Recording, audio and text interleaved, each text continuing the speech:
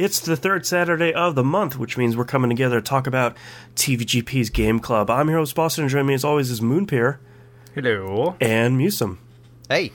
We're here to talk about Florence, the iOS and Android game. Let's talk a little bit about the deets about the game. Released February 14th, 2018, published by Annapurna Interactive, developed by Mountains. This was their first game. As I said, released on iOS and Android, composed by Kevin Penkin. That's pretty much it. It's a pretty small team.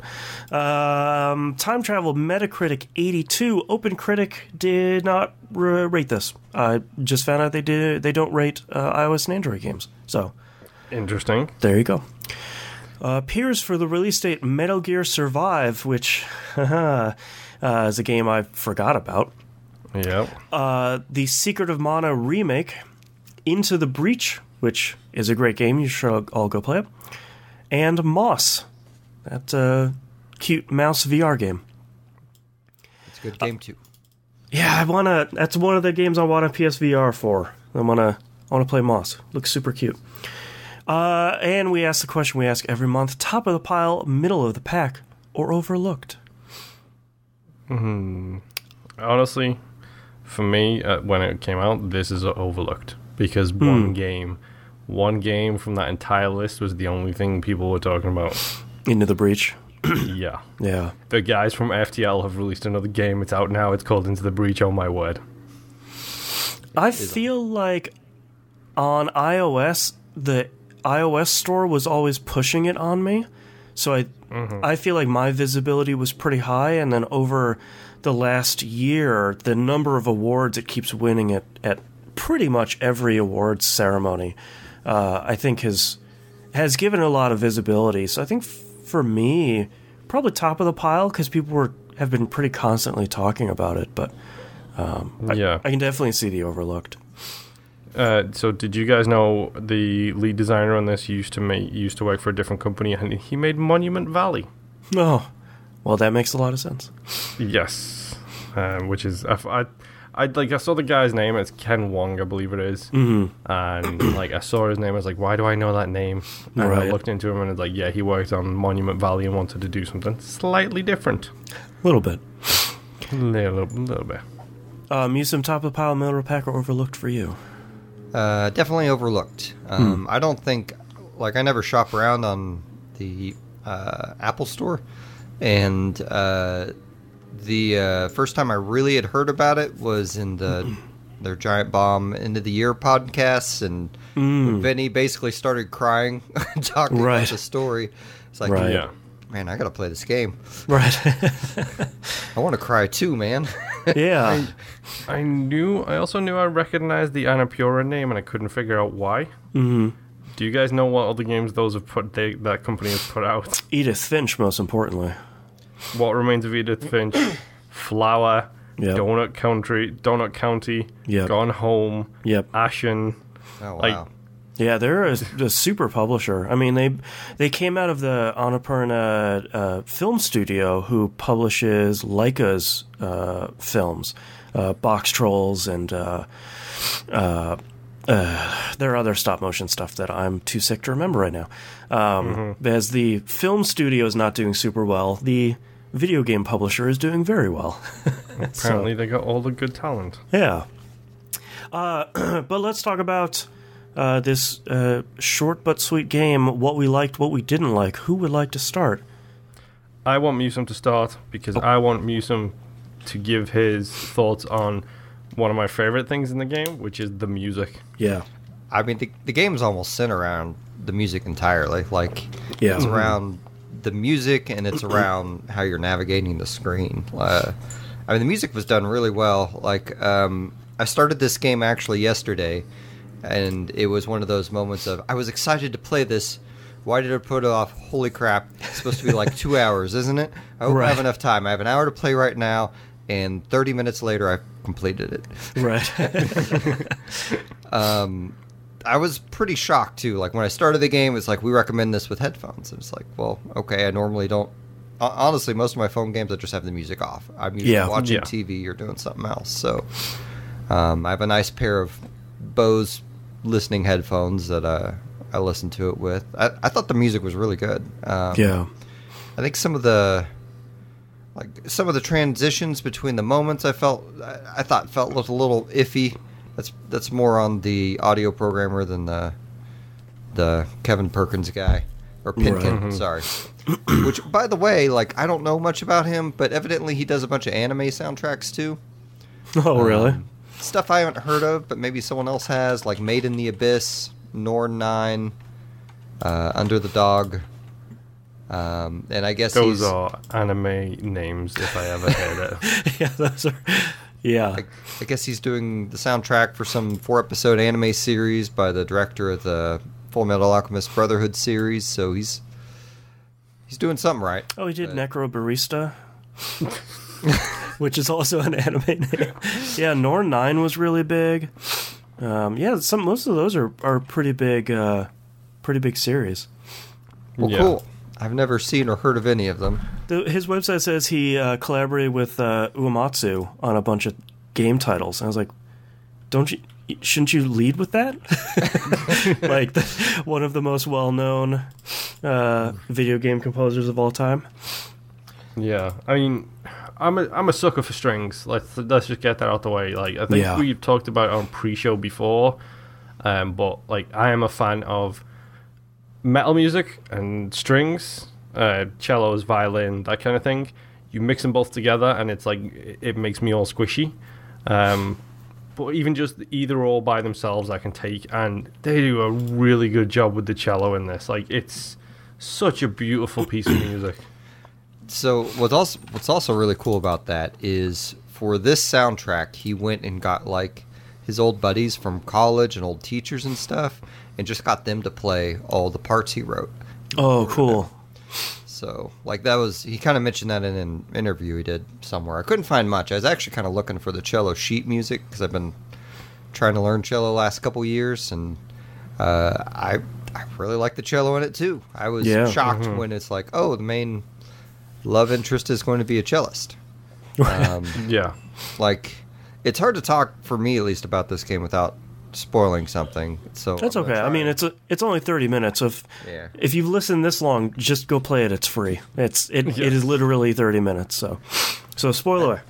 I think my favorite aspect of the game is how all aspects of the story, from the main characters, like failure and depression, to like her mom bugging her, to, you know, the love, like, in the end, like, she's successful because she did all those things, right? Right. Like, yep. Her mom was there when they broke up. She wouldn't have started painting again if I should have written down the boyfriend's name. Krish. If Krish hadn't bought her that paint set, right, to give her that final nudge, like, and then when she's selling her paintings and stuff, obviously her math job came in handy in figuring that out. Yes. Right. I really like. I want to believe that as a reality in life, so I like... like, I don't necessarily, but it gives me hope, and it's kind of a beautiful story, I think, because of that. Yeah. The hopeless romantic in you really likes it. Yes. Mm-hmm. Yeah. One of my favorite parts of the game is, I think part of the reason why Florence has been so successful is because it's one of those few games that's really an experience that marries the gameplay, though it's not super complicated, with what the storytelling is doing. And one of my favorite parts is when Florence and Krish meet for the first time. Thank you. This is like my number one note on this. Yeah, is the puzzles. You're about to bring it up, so yeah. So go over your thing. I love the way that them easing into a conversation is shown by the puzzles getting easier and easier. Like, this starts with like 8 pieces, and then it moves to 6, and then 4, and then by the end, when they're really comfortable, it's just one block that you're moving into the... And there's just something so spot on with that, where it's the perfect... To me, I think it's an early moment in the game, and I think it's such... It's so indicative of how the game tells its story, by showing you that through this gameplay and marrying up with the story, it makes so much sense. It's like, this is really something cool. they also pull that trick again later. When the first time they argue, it's the puzzle blocks again. Yep. And then at the last argument, it's the big blocks, showing how easy it's gotten for them to argue with each other right before the breakup. It becomes the big blocks again. Yep, that was pretty heartbreaking. It's a really nice way of... It's the quintessential gameplay relevant to action on screen kind of thing. It's one of... It's like the... I've never played it, but it's like the Metal Gear Solid 4 walking down the radiated tunnels. You are hitting that button as much as you can to force yourself to go forwards. It's that great thing which happens so infrequently of this gameplay is part of the storytelling of the actual game itself. Yeah. Like, it's so well done. It's like, great, amazing, thank you. It's such a nice touch. Well, and... go ahead. I really liked how the, like, when they're getting along, the puzzle pieces had smooth connections, and when they were arguing, it got spiky. Yeah, they were stiff. Oh, that's right. Yeah. Mm-hmm. And then, like, in the arguments, you were kind of competing with, Krish in getting your answer in, so the screen didn't tilt too far your way. Yeah, and when they started having their arguments, one thing I thought was really interesting is whenever he would speak, the camera would actually move off of Florence. So you'd have to pull the camera back to her to then move your conversation on screen. It felt really great that they clearly weren't speaking anymore, to each other. It was very much this back and forth thing.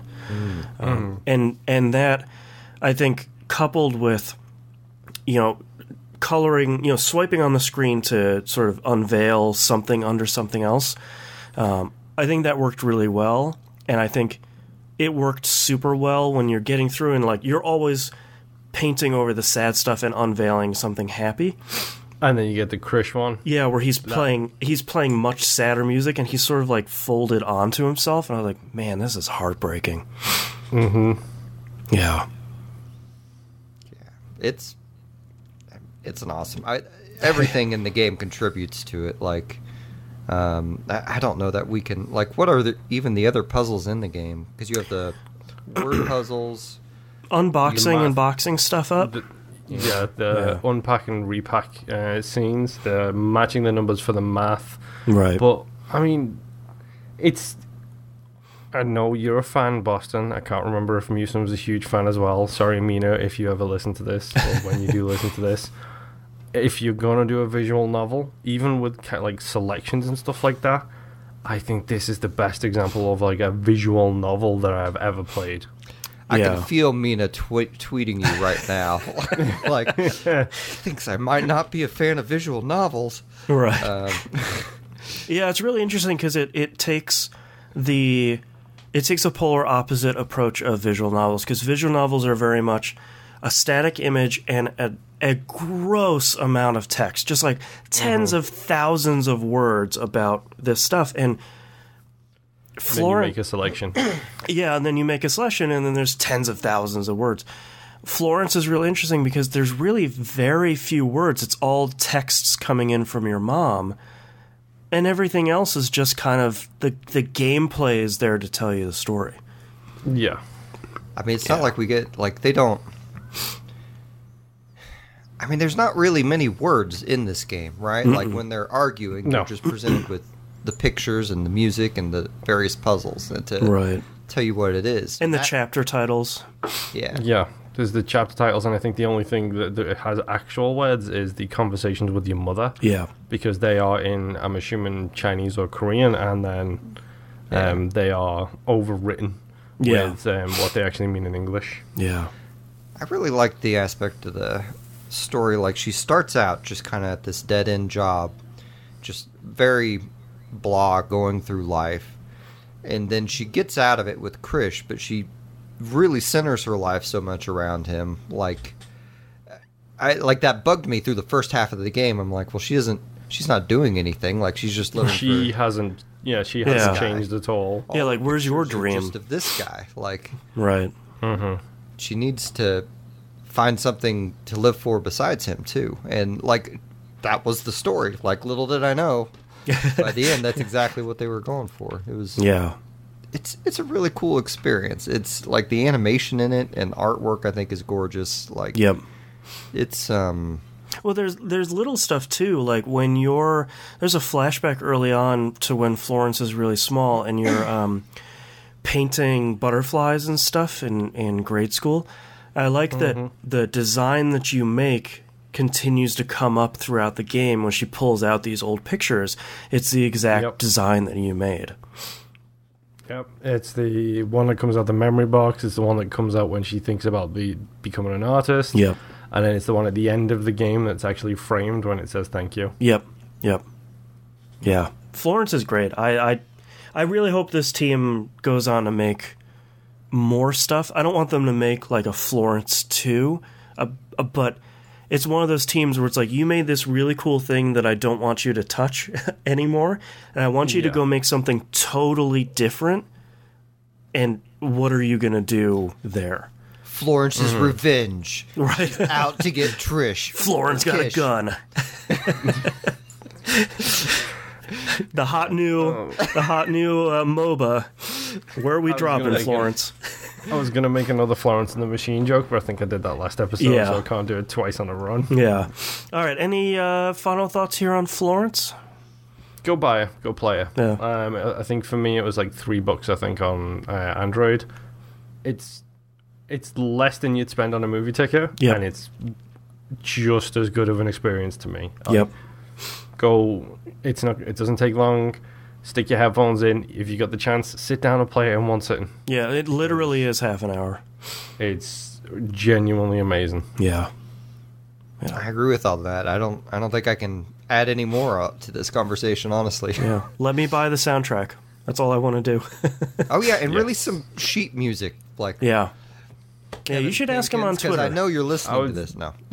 Yeah, I was literally going to say, just hit him up on Twitter. Yeah. I was debating on that. Like, I've seen composers do that before. But they might not know there's a desire out there. Mm-hmm. Yeah. All right, that's it for Florence. So let's talk about our next game, voted by you, the patrons. I forgot to vote.